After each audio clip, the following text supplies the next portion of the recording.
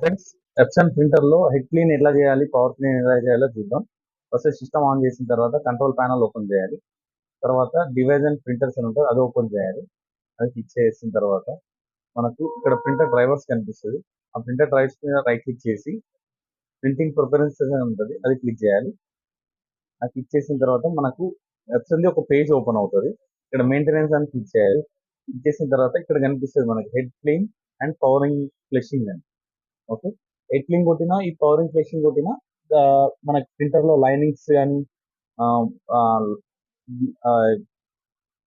Linings ఏమి వచ్చినా cut అవుతుంది. అది ఆ ప్రాబ్లమ్స్ అన్ని సాల్వ్ అవుతాయి అన్నమాట. చూడండి, హెడ్ క్లీన్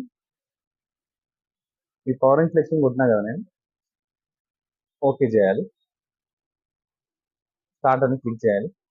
ఇక్కడ బ్లూ కలర్ అవుతుంది కదా, అది ఫిల్ అయిన తర్వాత ఇది ఇక్కడ నుంచి ఇక్కడ బ్లూ కలర్